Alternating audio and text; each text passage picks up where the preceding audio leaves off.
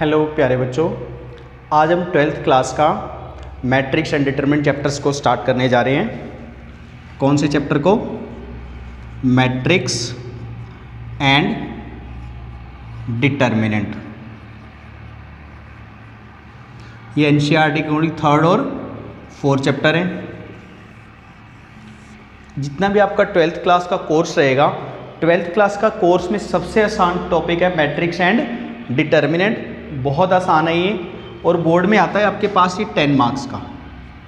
CBSE में कितने marks का पूछा जाता है? 10 मार्क्स का। और मार्क्स डिस्ट्रीब्यूशन कैसा रहता है सीबीएसई में? से एक 6 मार्क्स का क्वेश्चन बनेगा, एक 2 मार्क्स का, एक 1 मार्क्स का और एक 1 मार्क्स का। लगभग हमें पहले से पता होता है कि कहाँ से क्वेश्चन बनता है। जैसे अगर हम बात करें 6 मार्क्स का क्वेश्चन, तो इसको हमें पहले से ही पता होगा। जैसे हम कंप्लीट कर लेंगे चैप्टर को, आपको खुद ही पता होगा कि ये 6 मार्क्स का क्वेश्चन कहाँ से बन रहा है। उसके बाद 2 और 1 मार्क्स में आपको कोई भी बेसिक क्वेश्चन पूछ सकता है आपसे, कि ये नहीं कह सकते कि ये क्वेश्चन आएगा या ये क्वेश्चन आएगा। अगर इसी बात को हम कंपटीशन के पॉइंट ऑफ व्यू से देखें, अगर हम जेईई मेंस के लेवल की बात करें, तो जेईई मेन के अकॉर्डिंग क्या होता है, इसमें से 2 या 3 क्वेश्चन बनते हैं। पहले 2 या 3 बनते थे जब जेईई 30 क्वेश्चन पूछता था, लेकिन लास्ट ईयर एनटीए ने अपना सीबीएसई से एनटीए कंडक्ट करने लगा जेईई मेंस को, और सिस्टम भी चेंज हो गया। अब कितने क्वेश्चन आने लगे हैं? 25 क्वेश्चन आने हैं। तो इसमें से 2 क्वेश्चन बनते हैं, 2 क्वेश्चन आएंगे मैट्रिक्स एंड डिटरमिनेंट से जेईई मेंस में। और कैसे क्वेश्चन आएंगे? एक क्वेश्चन तो आपका सीबीएसई लेवल ही रहता है, ईजी लेवल रहता है पूरा। जैसे कंपटीशन में बात करें, एक क्वेश्चन तो बहुत ईजी से आता है, और कई 2-3 साल से देख रहे हैं तो एनसीईआरटी टाइप क्वेश्चन ही बना के डालता है एक तो वो। और आपका एक क्वेश्चन आता है मॉडरेट लेवल, मॉडरेट लेवल का रहता है। तो हम अगर देखें सीबीएसई के अकॉर्डिंग देखें या कंपटीशन के पॉइंट ऑफ व्यू से देखें, तो सारे के सारे क्या है, सबसे आसान टॉपिक है। आप 10 में से 10 स्कोर करेंगे यहाँ पे, हर बच्चा, इतना ईजी रहता है ये। अगर हम जेईई में भी देखें तो 2 क्वेश्चन बने हैं, दोनों के दोनों कैसे आते हैं? ईजी। तो इस चैप्टर को आपको पढ़ना कैसे है? क्या आप अकेला एनसीईआरटी पढ़ के इस चैप्टर को बोर्ड का क्वेश्चन लगा सकते हैं? क्या आपको एग्जाम्पलर पढ़ना पड़ेगा? क्या आपको आरडी शर्मा पढ़ना पड़ेगा? इसके लिए आपको एनसीईआरटी पढ़ना होगा प्लस एग्जाम्पलर पढ़ना होगा। ये तो आपको दोनों पढ़ने ही पड़ेंगे इस चैप्टर के लिए। कुछ बातें इसमें आरडी शर्मा की भी इंक्लूड होती हैं, तो वो मैं अपने अब जैसे नोट्स बनवाऊंगा वीडियो लेक्चर में भी आपको आरडी शर्मा का वही काम करवा दूंगा। आपको सारी आरडी शर्मा सॉल्व करने की जरूरत नहीं है। जो बच्चे सीबीएसई में पढ़ रहे हैं, सिर्फ आपको एनसीईआरटी और एनसीईआरटी एग्जाम्पलर पढ़ना है। आरडी शर्मा का जो पार्ट यूज होगा वो मैं आपको नोट्स में ही कवर करवा दूंगा। तो सबसे पहले हम आज टॉपिक पढ़ेंगे मैट्रिक्स। ये हमारा एनसीईआरटी का चैप्टर नंबर 3rd है। इसको समझने की कोशिश करते हैं कि मैट्रिक्स क्या होता है।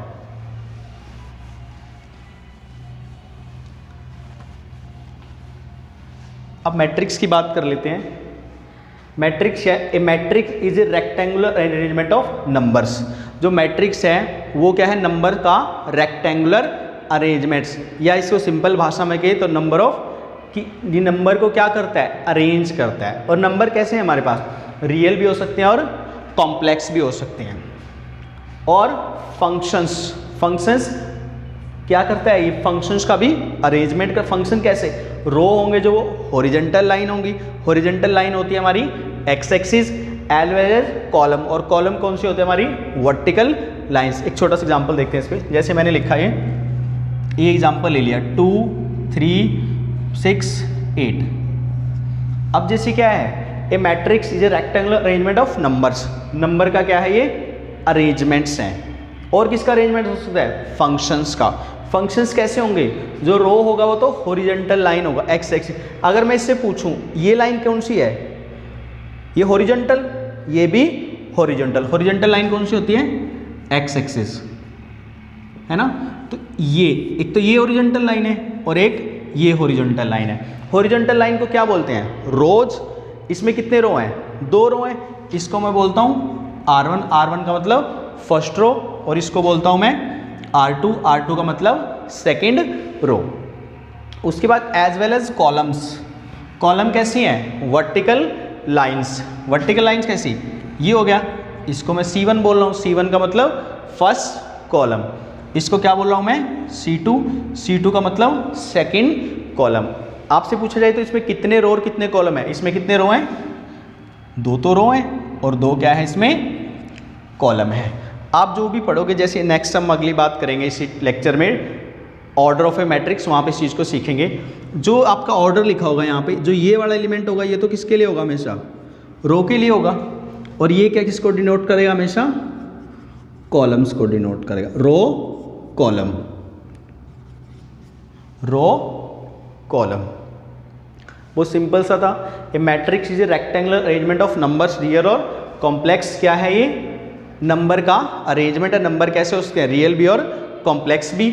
हमारा 12th का कोर्स सिर्फ रियल नंबर तक है, कॉम्प्लेक्स नंबर आप हायर क्लासेस में पढ़ोगे जाके। जैसे आप नेक्स्ट क्लास में मूव करते हो तो आपको वहाँ पे मैट्रिक्स एंड डिटरमिनेंट मिलेगा, लेकिन वहाँ पे किसकी एंट्री हो जाएगी, कॉम्प्लेक्स नंबर की एंट्री हो जाएगी। और a function in rose horizontal, रो कैसे होते हैं, हॉरिजॉन्टल, और कॉलम कैसे होते हैं, वर्टिकल लाइंस। कैसे, जैसे ये फर्स्ट रो, ये सेकेंड रो, ये फर्स्ट कॉलम, ये सेकेंड कॉलम। तो रो कितने हैं इसमें, 2, और कॉलम कितने हैं इसमें, 2। तो जैसे हम क्या था 11th क्लास में हमने सेट पढ़ा था। पहले हमने सेट की डेफिनेशन पढ़ी, फिर हमने क्या पढ़ा, सेट की, कि सेट को डिनोट कैसे करते हैं। जैसे सेट को हम 26 अल्फ़ाबेट होते थे, A B C D, उनमें से कोई भी नाम दे सकते थे। उसी तरह से मैट्रिक्स में क्या कर सकते हैं, मैट्रिक्स को किसी भी एक अल्फ़ाबेट से डिनोट कर सकते हैं। आप इसको लिख लीजिए, मैट्रिक्स, यहाँ पे लिख लीजिए आप, matrix are generally denoted by capital letters of English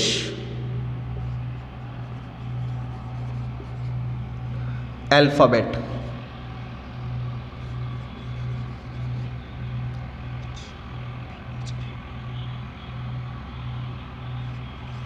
alphabet कि हम इसमें से कोई भी नाम दे सकते हैं। जैसे मैं एक मैट्रिक्स ले लेता हूँ, यहाँ पे इसी स्पेस को यूज़ करते हैं। कैसे, जैसे मैंने ये नाम दे दिया, कुछ भी दे सकता था मैं, 2x y -1 3 4 6, इसी को ही रोकते हैं, यही लेते हैं मैट्रिक्स। क्या इस मैट्रिक्स को मैंने क्या नाम दे दिया, A। इसको A भी बोल सकता हूँ, B भी, C भी, D भी, कुछ भी अपनी मर्जी से A B C D कुछ भी नाम दे सकते हैं। 26 होते हैं अल्फ़ाबेट। अब इसमें देखते हैं कितने रो हैं और कितने कॉलम है। ये क्या है, फर्स्ट रो, ये क्या है, सेकंड रो। तो रो कितने हैं इसमें, 2, और ये क्या है, फर्स्ट कॉलम, ये क्या है, सेकंड कॉलम, और ये क्या है, थर्ड कॉलम। कॉलम कितने हैं इसमें, 3। तो ये किसके लिए आता है, रो के लिए, और ये किसके लिए आता है, कॉलम्स के लिए। ये रोज के लिए और वो कॉलम के लिए। मैट्रिक्स पढ़ा, मैट्रिक्स हम डिनोट कैसे करते हैं ये पढ़ा। अब नेक्स्ट पढ़ने जा रहे हैं हम ऑर्डर ऑफ मैट्रिक्स। आप इसको नोट कर लीजिए, मैं यहीं पे समझा देता हूँ उसको भी। इस बात को आप लिख लीजिए, यही समझ लेते हैं। Order of matrix. नेक्स्ट इसमें क्या है, हमारे टॉपिक का नाम order of matrix. Order of matrix. इससे पहले एक छोटी सी बात और आपको मैं यहीं पे बता दूं, आपको कई सारी बुक्स में ना मैट्रिक्स ऐसे भी लिखा मिलेगा, ये भी नोटेशन है मैट्रिक्स की, जैसे 2x y -1 3 4, ये भी क्या है, मैट्रिक्स की नोटेशन। आप ऐसा लिखा देखें, ये ऐसा, तो आपको क्या समझना है, ये मैट्रिक्स की नोटेशन है। अब हमारा टॉपिक क्या है, order of matrix. Order of matrix क्या होता है, order of a matrix, order of matrix लिख लीजिए। ऑर्डर ऑफ मैट्रिक्स होता है order of a matrix. Order of a matrix is number of rows into number of columns.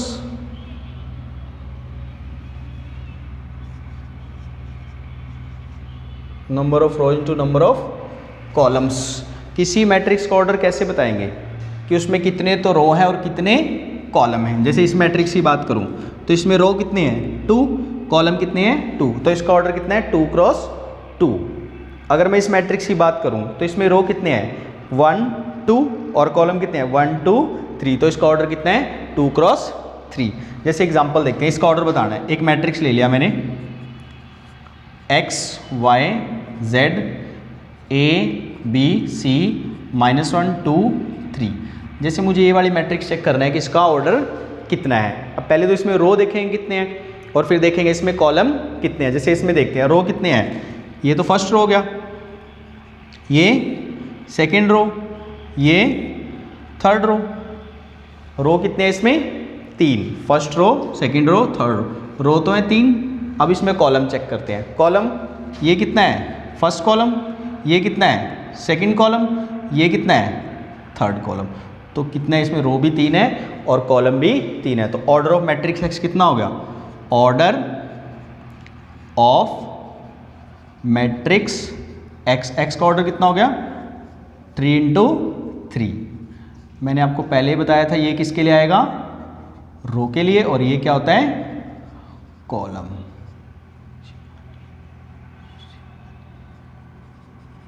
ये रो के लिए और ये कॉलम के लिए। आसान सा चैप्टर, ये तीनों ही बातें बड़ी आसान थी। अब हम नेक्स्ट आगे बढ़ते हैं।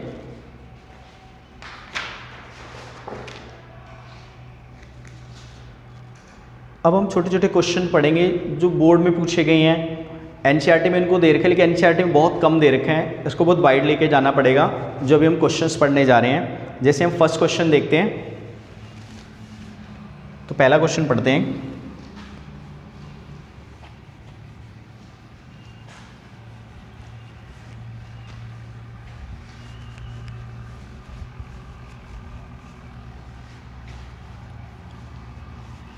जैसे हम फर्स्ट क्वेश्चन देखते हैं, एग्जाम्पल नोट कीजिए। एग्जाम्पल क्या कहता है, if we are given 10 elements, if we are given 10 elements, find how many order of matrix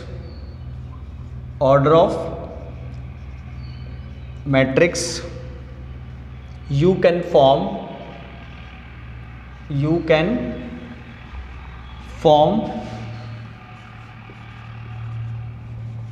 form by using these elements. Also write all the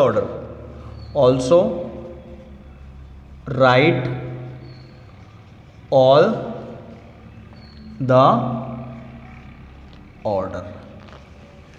इस क्वेश्चन को समझते हैं। क्या कह रहे हैं, if we are given 10 elements, आपको कितने एलिमेंट दिए गए हैं 10 एलिमेंट्स दिए गए हैं। 10 element, find how many order of matrix you can form, आप कितने ऑर्डर की मैट्रिक्स बना सकते हैं from by using these elements, in elements का यूज करके। ऑल्सो राइट द ऑर्डर, पहले तो उसने सोचा है कि आपके पास 10 एलिमेंट हैं, आप कितनी मैट्रिक्स बना सकते हो इस ऑर्डर की। जैसे मैं क्या कर सकता हूँ, देखो मैंने पहला क्या, एक तो मैं रो ले लूँ और 10 क्या ले लूँ मैं कॉलम। एक तो रो ले लिया और 10 कॉलम, कितने एलिमेंट हुए 10 ना। दूसरा क्या कर सकता हूँ मैं, 10 तो क्या ले लूँ रो और 1 ले लूँ कॉलम, या तो ये बन सकता है। दूसरा 2 तो मैं ले लेता हूँ रो और 5 ले लेता हूँ कॉलम, या 5 तो क्या ले लेता हूँ मैं रो और 2 ले लेता हूँ कॉलम। इसके अलावा तो कोई पॉसिबिलिटी नहीं बचती है।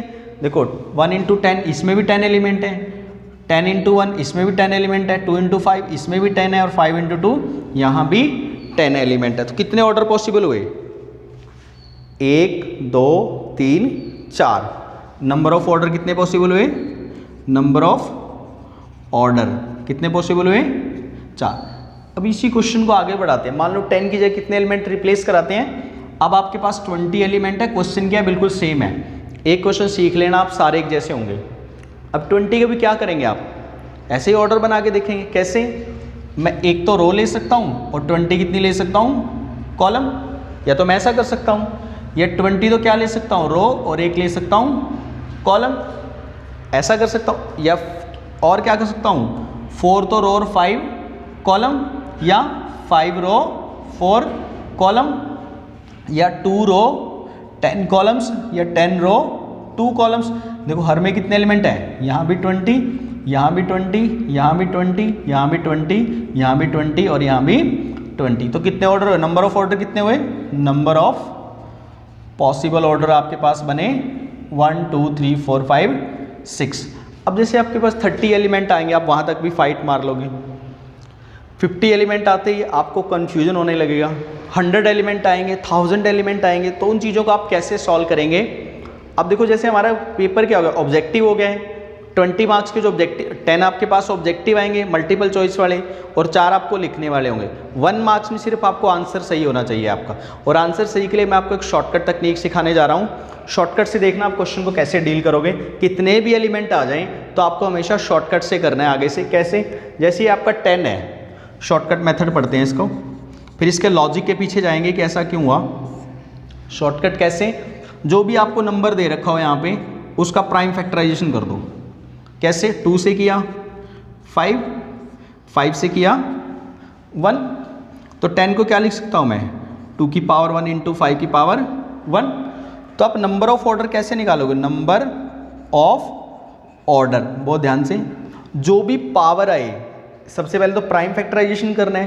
प्राइम फैक्टराइजेशन कर दिया, जो भी प्राइम नंबर की पावर होगी, कुछ भी हो, 2 की पावर कितनी है? 1, उसमें अपनी तरफ से एक 1 ऐड करेंगे। 1 प्लस 1 इंटू 1 में भी आके ऐड करेंगे 1, तो 2 इंटू 2 4। देखो हमारा आंसर कितना आया था? 4। आसान है ना? अब इसको देखते हैं करके। अब 20 का प्राइम फैक्टराइजेशन करते हैं। 20 का प्राइम फैक्टराइजेशन करते हैं। 2 पे कितना आया? 2 पे करेंगे तो बोलिए 10, फिर 2 पे करेंगे 5, फिर 5 पे करेंगे 1। तो आपके आगे 20 का प्राइम फैक्टराइजेशन क्या बना? 20 का प्राइम फैक्टराइजेशन बना आपके 2 की पावर 2 इंटू 5 की पावर 1। पहले आप क्या करोगे? शॉर्टकट मेथड है, प्राइम फैक्टराइजेशन कर लेते हैं। प्राइम फैक्टराइजेशन किया हमने, 2 की पावर 2, 5 की पावर। नंबर ऑफ ऑर्डर कैसे निकालेंगे? नंबर ऑफ ऑर्डर निकालेंगे। जो भी आपकी प्राइम फैक्टराइजेशन के बाद पावर बने उसमें 1 ऐड कर दो। ये कितना है? 2 प्लस 1 इंटू 1 प्लस 1। 2 प्लस 1 कितना हो गया? 3। 3 इंटू 2, ये भी कितना हो गया? 6 हो गया। एक क्वेश्चन और देखते हैं इसके बाद, फिर शॉर्टकट कम लॉजिक पे पहुंचेंगे। शॉर्टकट बना कैसे? अब देखते हैं, जैसे मैंने 50 एलिमेंट लेते हैं। कितने एलिमेंट लेते हैं? 50 एलिमेंट लिए मैंने नेक्स्ट क्वेश्चन में। ये हमारा फर्स्ट क्वेश्चन था, फर्स्ट एग्जाम्पल। इसके बाद ये सेकेंड एग्जाम्पल, उसमें हमने 20 एलिमेंट रिप्लेस कराए। इसके बाद हमारा ये थर्ड एग्जाम्पल है। थर्ड एग्जाम्पल में मान लो हमने 50 लेते हैं, 100 लेते हैं। चलो पहले 50 ले लेते हैं। पहले क्या करेंगे? 50 का प्राइम फैक्टराइजेशन। सबसे पहले 2 पे कितना? 25, फिर 2 पे नहीं जा रहा, 3 पे नहीं जा रहा, 5 पे जा रहा है। 5 क्या है? प्राइम नंबर है ना। 5 इंटू 1, क्योंकि आप 10th क्लास में प्राइम फैक्टराइजेशन तो सीख के आए हैं। 50 को क्या लिख सकता हूँ मैं? 2 की पावर 1 इंटू 5 की पावर 2। नंबर ऑफ ऑर्डर, क्या शॉर्टकट सीखा है आपने? नंबर ऑफ ऑर्डर के लिए आपने क्या शॉर्टकट सीखा है? जो भी पावर में हो प्राइम नंबर की, 1 है ना, या पावर में 1 एक अपनी तरफ से ऐड कर देंगे, या 2 प्लस 1, तो कितना हो गया? 2 इंटू 3 6। कोई मुश्किल काम नहीं है। अब बड़ा सा एग्जांपल लेते हैं, जैसे 200 एलिमेंट लेते हैं। नेक्स्ट क्वेश्चन में मैंने कितने एलिमेंट लिए? क्वेश्चन नंबर 4 में मैंने ले लिए 300 एलिमेंट ले लिए। अब देखो ना, ये वाला मेथड तो आप नहीं लगा सकते, ये तो आप मैक्सिमम 20-30 तक लगा सकते। 50 एलिमेंट होंगे, जैसे 100 एलिमेंट होंगे, आपके लिए तो प्रॉब्लम क्रिएट हो जाएगी ना। तो आप मैक्सिमम कितने तक लगा सकते? 50 लगा सकते, नहीं तो आपके पास गलती हो जाती। तो इसलिए क्या है, यहाँ पे कौन काम आते हैं? शॉर्टकट्स हमेशा वर्क करते हैं। तो नेक्स्ट देखते हैं, इस क्वेश्चन को भी इसी शॉर्टकट से सॉल्व करते हैं। कैसे? 300 का प्राइम फैक्टराइजेशन 2 पे 150, 3 पे 50, फिर 2 पे जा रहे हैं, हाँ फिर 2 पे जा रहे हैं, चलो एक ही बात है, यहीं से 2 पे लेके चले जाते हैं। यहाँ से 2 पे 75, 2 पे नहीं जा रहा, 3 पे जा रहा है ना, 3 पे कितना जा रहा है? 3 × 2, फिर 1 5, फिर किस पे जा रहा है? 5 पे, फिर 5, फिर 5 1। तो इसको कैसा लिख सकता हूँ मैं? कैसे लिख सकता हूँ 300 को? देखो 2 की पावर 2 इंटू 3 की पावर 1 इंटू 5 की power 2। Number of order, number of order के लिए क्या कंसेप्ट सिखाया आपको कि जो भी पावर में हो तो क्या कर दो, उसमें एक ऐड करके मल्टीप्लाई कर दो। तो 2 + 1 इंटू 1 + 1, ये तो यहाँ से आया, ये यहाँ से आया, इंटू 2 + 1, 2 + 1 कितना हो गया? 3 इंटू 2 इंटू 3, 3 इंटू 2 6, 6 इंटू 3 18। तो कितने नंबर ऑफ ऑर्डर कितने पॉसिबल हैं? नंबर ऑफ ऑर्डर कितने हैं पॉसिबल हैं? 3 इंटू 3 9, 18 क्या आ गया आपका आंसर आ गया। अब इसके पीछे हम लॉजिक पढ़ेंगे कि शॉर्टकट बना कैसे, और आपने शॉर्टकट, अगर जो बच्चा कंपटीशन पढ़ रहा है तो उसने ये शॉर्टकट कहाँ पे पढ़ा हुआ है। तो होप सो आपको ये समझ आया होगा। 2 क्वेश्चन आप खुद लगा के देखें, मैं होमवर्क दे रहा हूँ आपको। होमवर्क में आप यहाँ पे 2 क्वेश्चन नोट कर लीजिए। होमवर्क में आप 2 क्वेश्चन नोट कर लीजिए। एक तो आपको 100 एलिमेंट का निकाल के लाना है पहला क्वेश्चन, और दूसरा आपको निकालना है 500 का।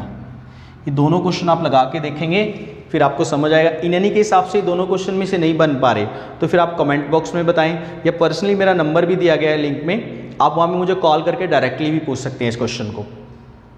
तो ये शॉर्टकट बना कहाँ से? ये शॉर्टकट बना था 11th क्लास में, जो आपने परमुटेशन एंड कॉम्बिनेशन चैप्टर पढ़ा है, वहाँ से शॉर्टकट बना है। शॉर्टकट क्या होता है वो सिखाते हैं आपको।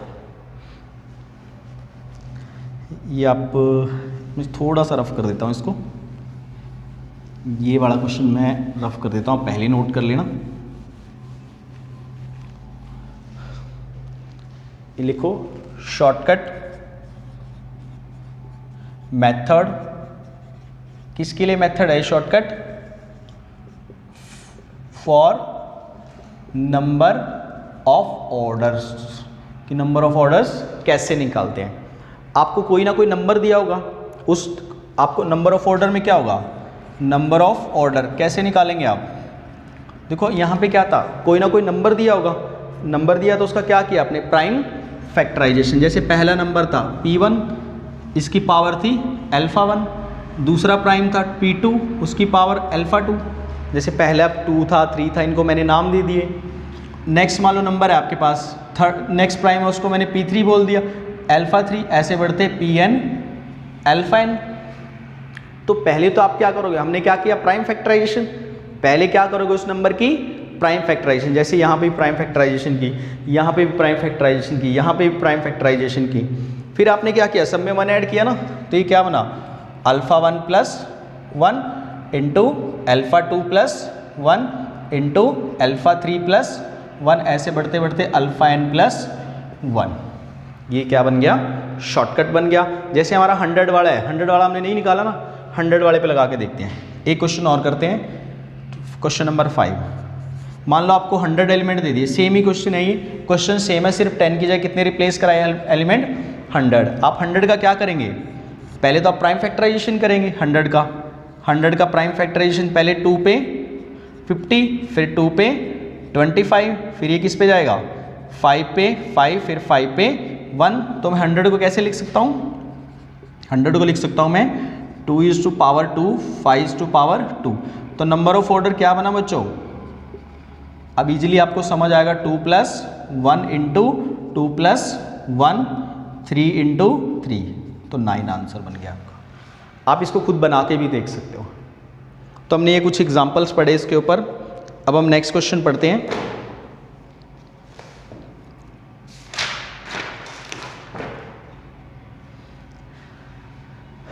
हमने एक टाइप के क्वेश्चन पढ़े, अब इसी को हम आगे बढ़ाते हैं। इसी से एक क्वेश्चन और बनता है। ये चीज़ें आपको एनसीईआरटी में नहीं मिलेंगी, इसके लिए आपको आर डी शर्मा पढ़नी पड़ेगी, एग्जाम्पलर पढ़नी पड़ेगी, क्योंकि ये चैप्टर क्या होता है, एनसीईआरटी एग्जाम्पलर से पूछा जाता है, कुछ बार आर डी शर्मा से पूछा जाता है, एनसीईआरटी में से बहुत कम पूछा जाता है ये, तो इसलिए इसको आर डी शर्मा लेवल पे ही पढ़ना पड़ेगा हमें। तो हम स्टार्ट लेते हैं, अब नेक्स्ट क्वेश्चन करते हैं एक और, होप सो ये आपको समझ आया होगा। नेक्स्ट क्वेश्चन देखते हैं।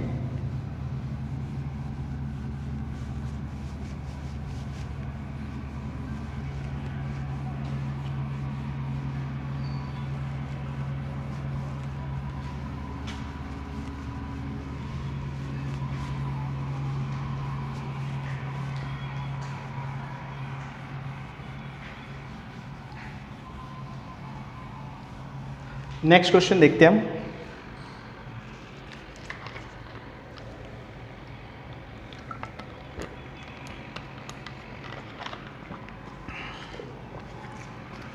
इंपॉर्टेंट मार्क कर लेना इस क्वेश्चन को, क्योंकि दोनों क्वेश्चन में बच्चा फर्क ही नहीं समझ पाता क्या है। क्वेश्चन क्या है, नेक्स्ट क्वेश्चन लिख रहा हूं मैं, हाउ मैनी, ये नेक्स्ट क्वेश्चन है, how many total matrices can be formed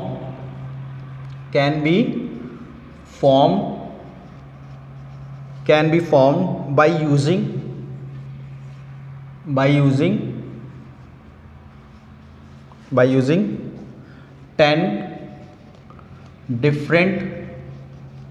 10 different elements।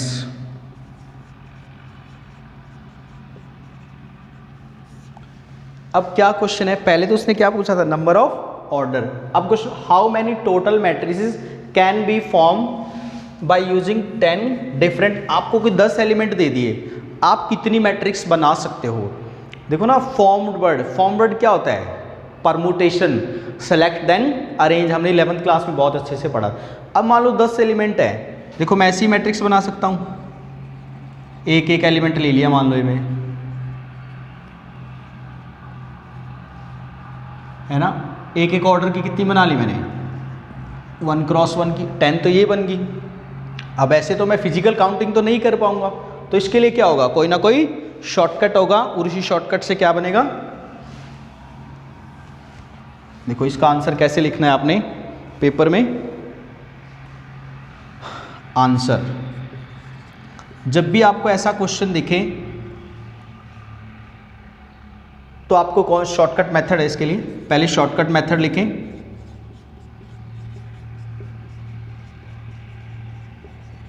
Shortcut method. जब भी आपको मैट्रिक्स को फॉर्म करना हो, देखो शॉर्टकट मेथड क्या है, नंबर ऑफ ऑर्डर, पहले क्या निकालने, जितने एलिमेंट दे रखे हैं उससे कितने ऑर्डर बन सकते हैं, इनटू टोटल एलिमेंट्स फैक्टोरियल। देखो नंबर ऑफ ऑर्डर इनटू जितने भी एलिमेंट दे रखे हैं उनका फैक्टोरियल। एक बार और रिपीट करते हैं, कैसे, नंबर ऑफ ऑर्डर और टोटल एलिमेंट्स। अभी जैसे कितने एलिमेंट थे हमारे पास, 10 एलिमेंट्स थे ना, ऑर्डर क्या निकाला था इसका, 2 पे 5 और 5 पे 1, तो 10 का ऑर्डर क्या बना था, 2 की पावर 1 इंटू 5 की पावर 1, तो 1 प्लस 1 इंटू 1 प्लस 1, तो 2 इंटू 2, 2 इंटू 2 4, यही बना था ना ऑर्डर। नंबर ऑफ ऑर्डर कितना है, 4 इंटू टोटल एलिमेंट कितने हैं, 10 फैक्टोरियल। ये क्या आ गया, इसका आंसर आ गया। जिस बच्चे ने इन चीज़ों को नहीं पढ़ा और डायरेक्ट अगर पेपर में इस क्वेश्चन को देखेगा तो उससे नहीं बन पाएगा ये, तो इसीलिए आपको हर चीज़ को ध्यान में रखने चलना पड़ेगा। एक क्वेश्चन और बनाते हैं अपनी तरफ से, जैसे सेम क्वेश्चन है, बस मैंने 10 की जगह कितने एलिमेंट रिप्लेस करा रहा हूँ मैं, 10 की जगह कितने एलिमेंट करा रहा हूँ, 30 एलिमेंट रिप्लेस करा दी मैंने। नेक्स्ट क्वेश्चन में मैंने कितने एलिमेंट ले लिए, 30 एलिमेंट ले लिए, 30 एलिमेंट। तो 30 एलिमेंट में क्या चाहिए, सेम शॉर्टकट चलेगा। क्या शॉर्टकट है, शॉर्टकट क्या, शॉर्टकट आपका number of order into total elements का फैक्टोरियल। पहले तो ऑर्डर निकाल लेते हैं 30 एलिमेंट का, यहाँ पे सॉल्व करते हैं उसको। 30 एलिमेंट का ऑर्डर देखते हैं कैसे निकलेगा। पहले 2 पे 15, 3 पे 5, 5 पे 1, ऑर्डर क्या बना 30 का, 2 की पावर 1, 3 की पावर 1, 5 की पावर 1, 1 प्लस 1 प्लस 1 प्लस 1। तो बच्चों ये हो गया 2 इंटू 2 इंटू 2, ये हो गया आपका 8। तो ऑर्डर कितना हो गया 8 इंटू 30 फैक्टोरियल। देखो इतनी सारी मैट्रिक्स पॉसिबल है। अभी हमें 4 इंटू 10 फैक्टोरियल, 10 इंटू 9 इंटू, फिर इन सब का मल्टीप्लिकेशन करा के इतनी मैट्रिक्स बना सकते हैं। यहाँ पे फिजिकल काउंटिंग तो पॉसिबल ही नहीं है। अगर आप चाहो कि फिजिकल काउंटिंग से उसको बना देंगे, ऐसा पॉसिबल नहीं है। तो आपको किससे जाना पड़ेगा, शॉर्टकट से जाना पड़ेगा। तो हमने पहले डेफिनेशन पढ़ी, फिर प्रेजेंटेशन पढ़ा, फिर हमने ऑर्डर पढ़ा, फिर हमने इसके ऊपर एग्जाम्पल्स पढ़े। अब नेक्स्ट लिखते हैं हम रिप्रेजेंटेशन ऑफ ए मैट्रिक्स। लिखिए बच्चों, representation of a matrix. Representation of a matrix की मैट्रिक्स को कैसे रिप्रेजेंट करते हैं। वैसे तो बच्चों n क्रॉस n की मैट्रिक्स होती है, लेकिन हमारा कोर्स है 3 क्रॉस 3 तक का। 3 क्रॉस 3 का मतलब है कि 3 रो और 3 कॉलम तक की हम फाइट मारेंगे, बाकी नहीं। बिल्कुल सिंपली समझा देता हूँ मैं आपको। लिखो आगे नेक्स्ट, रिप्रेजेंटेशन ऑफ मैट्रिक्स। जहाँ पे हमें डेफिनेशन पे जाने की जरूरत होगी वहीं पे जाएंगे, हर जगह में डेफिनेशन नहीं पढ़ेंगे। रिप्रेजेंट ऑफ मैट्रिक्स में क्या है, जैसे मैंने इसको नाम दे दिया ए, बहुत ध्यान से समझना बच्चों। A11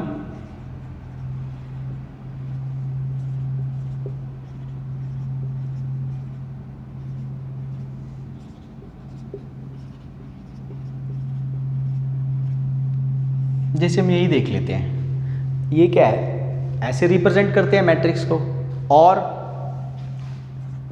ऐसे भी,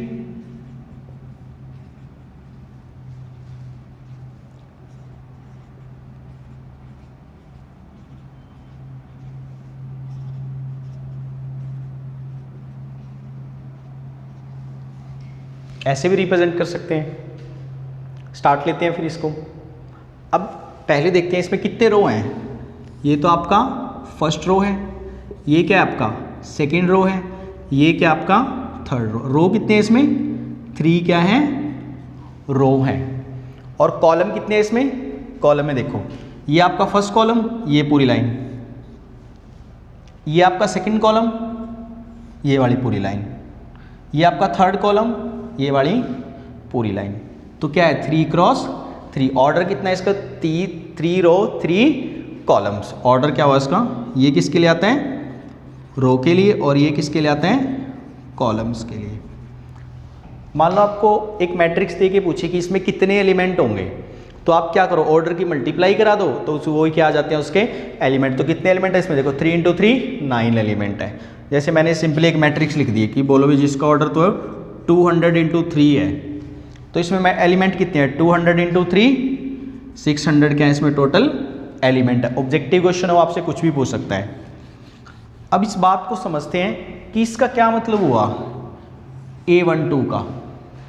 A12 का मतलब है फर्स्ट रो सेकंड कॉलम। दोबारा सुनते हैं, फर्स्ट रो सेकंड कॉलम। कैसे, देखो फर्स्ट रो कैसे है, ये फर्स्ट रो है ना, ये फर्स्ट रो, और सेकंड कॉलम देखो फर्स्ट सेकंड कॉलम, ये ऐसे पढ़ा है। जैसे ये लिखा, ये इसका क्या मतलब है, A32 third row second column. Third row कैसे, ये हमारी सेकंड रो होगी, ये हमारी थर्ड रो होगी। थर्ड रो पे पहुंच गए ना, और थर्ड रो सेकंड कॉलम, ये तो हमारा फर्स्ट कॉलम, ये हमारा सेकंड कॉलम। जैसे ये पूछते हैं आपसे, ये बताओ, ये क्या है, थर्ड रो फर्स्ट कॉलम। देखो थर्ड रो पे जाना है, फर्स्ट सेकंड थर्ड, ये पूरी क्या है थर्ड रो। मुझे कहाँ पे जाना है, फर्स्ट कॉलम। फर्स्ट कॉलम कौन सा रहा, ये क्या है फर्स्ट कॉलम। जैसे और भी एग्जांपल लेते हैं, एक एग्जांपल और देखते हैं। जैसे मैंने अपनी तरफ से एक मैट्रिक्स बनाया x, जैसे ये लिख दिया मैंने 2 3 4 6 8 3, जैसे मैट्रिक्स बनाया हमने। तो ऑर्डर कितना है इसका, ये R1 ये R2। रो कितने हैं इसमें 2 और कॉलम कितने हैं, ये फर्स्ट कॉलम, ये सेकंड कॉलम, ये थर्ड कॉलम। तो रो तो कितने हैं इसमें 2 और कॉलम कितने हैं 3। जैसे मैं आपसे पूछता हूँ कि ये बताओ भाई A22 क्या होगा इस मैट्रिक्स में, A22 क्या है, सेकेंड रो, देखो फर्स्ट सेकेंड रो, इस रो पे आ गया मैं, और कॉलम कौन सा सेकेंड, फर्स्ट सेकेंड, तो A22 कितना है 8। जैसे A13 बताओ, फर्स्ट रो थर्ड कॉलम, देखो फर्स्ट रो ये रहा, थर्ड कॉलम ये रहा, देखो फर्स्ट रो थर्ड कॉलम ये 4। ऐसे हम एलिमेंट को पहचान सकते हैं। तो अब नेक्स्ट पढ़ते हैं आगे।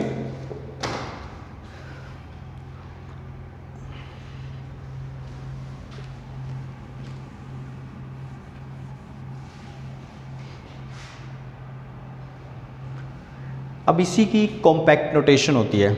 जैसे मैंने आपको बाइनोमियल थ्योरम सिखाया था कि कॉम्पैक्ट नोटेशन क्या होती है, किसी भी मैट्रिक्स की कॉम्पैक्ट नोटेशन क्या होती है, इसकी भी नोटेशन होती है। एग्जाम में नहीं आएगी, डेफिनेशन एग्जाम में बहुत कम आती है, ना के बराबर, सिर्फ आपको सब्जेक्ट सिखाने के लिए होती है ताकि आप कोई भी बुक सॉल्व कर पाओ। जैसे कॉम्पैक्ट नोटेशन क्या है, नेक्स्ट लिखो, कॉम्पैक्ट नोटेशन, कॉम्पैक्ट नोटेशन। देखते हैं इसकी कॉम्पैक्ट नोटेशन क्या है। जैसे मान लो ए मैट्रिक्स है, AIJM क्रॉस N, और ये अंदर होते हैं एलिमेंट कहलाते हैं, A11, A12, A13, A221, A22, A2, ये सारे क्या इस मैट्रिक्स के एलिमेंट हैं। तो इसमें रो कितने हैं M और कॉलम कितने हैं N। रो तो M और कॉलम कितने हैं N, M into M cross N, M रोज N कॉलम।